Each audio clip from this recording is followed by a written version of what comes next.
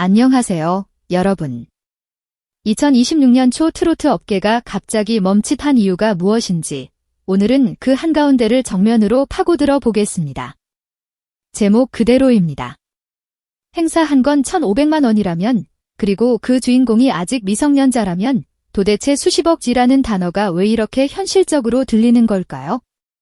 더 충격적인 건 사람들의 시선이 단순히 돈이 많다, 적다에 머무르지 않는다는 겁니다. 진짜 핵심은 따로 있습니다. 이 사건은 단지 한 명의 가수에게 벌어진 정산 분쟁이 아니라 미성년 아티스트의 권익이 얼마나 쉽게 구겨질 수 있는지, 그리고 트로트 시장의 현금 흐름이 얼마나 거대하면서도 동시에 얼마나 취약한지 그 민낯을 한 번에 드러낸 폭발 버튼이 되어버렸습니다. 먼저 숫자부터 차갑게 꺼내 보겠습니다. 업계에서 흔히 회자되는 말, 행사 한 건 1,500만 원. 이 말이 과장처럼 들리십니까?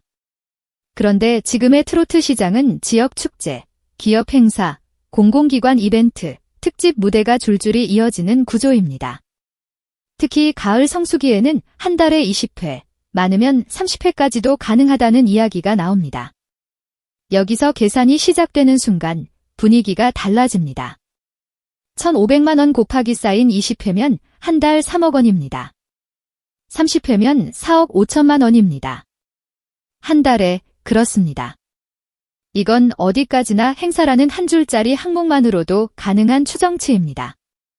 여기에 방송 출연료, 광고, 음원 저작권, 공연 수익이 붙으면 수익의 덩어리는 순식간에 커집니다. 여러분, 우리가 오늘 보고 있는 건 단순한 돈 얘기가 아닙니다. 돈이 이렇게 커질 수밖에 없는 구조 그 자체가 핵심입니다. 그리고 그 구조가 투명하지 않다면 그 다음은 너무도 뻔합니다. 누락, 축소, 지연, 그리고 끝내는 분쟁입니다. 여기서 김다현이라는 이름이 가지는 무게가 나옵니다. 청학동 소녀라는 상징성, 전 세대가 함께 안아주는 이미지, 전통과 현대를 자연스럽게 잇는 희소한 포지션, 그리고 온라인에서 수백만에서 수천만 조회수를 터뜨리는 콘텐츠 파급력. 이것이 합쳐지면 어떤 일이 벌어지느냐. 시장은 그를 10대인데도 A급 이상으로 평가하기 시작합니다. 행사 단가가 올라갑니다. 섭외 경쟁이 붙습니다. 브랜드 협업 제한이 늘어납니다.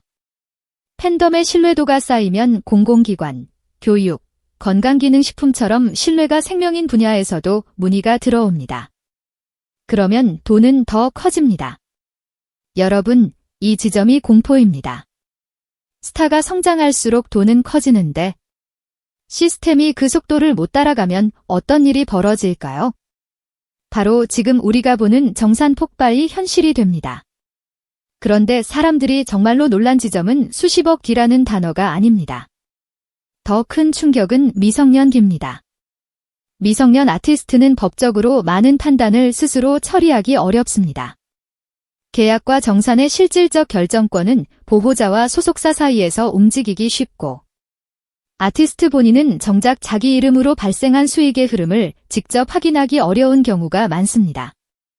특히 수익이 회사 계좌로 일괄 입금되는 구조에서는 입금이 있었는지 정산이 맞는지 누락이 어디서 생겼는지를 당사자가 실시간으로 파악하기가 거의 불가능합니다. 한마디로 돈이 커질수록 더 철저한 투명성이 필요한데 미성년자는 그 투명성을 요구할 힘이 상대적으로 약한 자리에서 시작합니다. 그래서 이 사건이 무섭습니다. 큰돈이 오가는 미성년 스타라는 조합은 보호 장치가 없으면 언제든지 균열이 생길 수 있다는 경고음이기 때문입니다. 이쯤에서 질문이 바뀝니다. 사람들은 이제 김다현이 실제로 얼마를 벌었냐 보다 왜 정산이 이렇게 취약하게 흔들릴 수 있냐를 묻습니다. 그리고 그 답은 아주 잔인할 정도로 단순합니다. 정산은 기술이 아니라 태도이며 시스템은 규모가 아니라 의지에서 시작되기 때문입니다. 정산서가 제때 전달되지 않는 관행, 분기별 일괄 정산이라는 말로 미뤄지는 확인 절차, 아티스트가 계좌 흐름을 직접 볼 수 없는 구조, 그리고 소속사가 내부적으로 모든 데이터를 독점하는 방식. 이 네 가지가 동시에 존재하면 누락은 실수가 아니라 가능한 선택지가 됩니다. 더 무서운 건 누락이 한 번이 아니라 여러 수익권에서 겹쳐서 발생할 수 있다는 점입니다. 행사에서 누락이 생기고 방송 출연료가 지연되고 광고 계약금 일부가 회사 쪽에만 반영되고 음원 저작권료 정산이 축소된다면 금액은 어느 순간 단위가 달라집니다. 수백만이 수천만이 되고 수천만이 억이 되며 억이 수십억이 됩니다. 이게 과장이 아니라 겹치면 커지는 구조의 현실입니다. 그래서 이번 논란에서 가장 많은 관심을 받은 장면은 사실 횡령기라는 단어가 아닙니다. 사람들이 숨을 멈춘 건 법적 대응의 단계가 구체적으로 언급되는 순간입니다. 지급 명령 신청, 자산 압류, 그리고 형사 고소까지 이어질 수 있다는 흐름.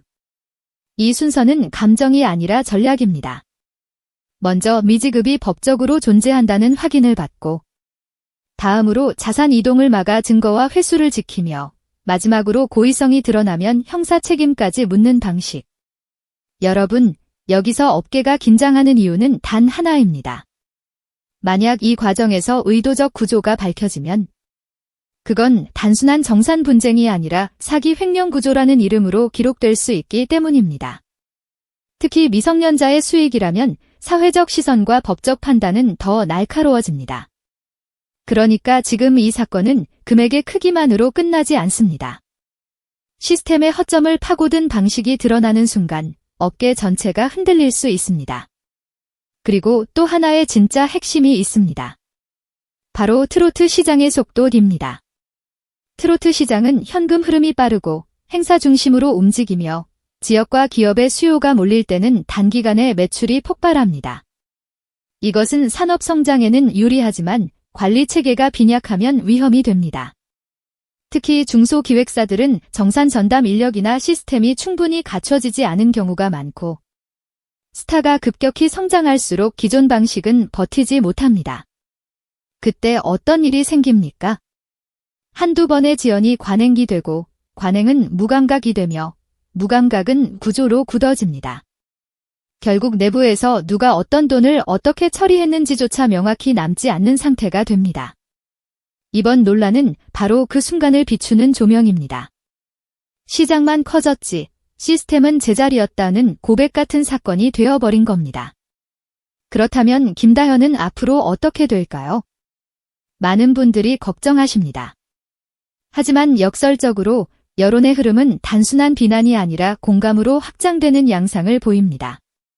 미성년 피해자라는 프레임은 사람들의 마음을 움직입니다. 돈을 많이 벌었으니 괜찮겠지가 아니라 돈이 많을수록 더 철저히 보호받아야 한다는 시선이 퍼지고 있습니다.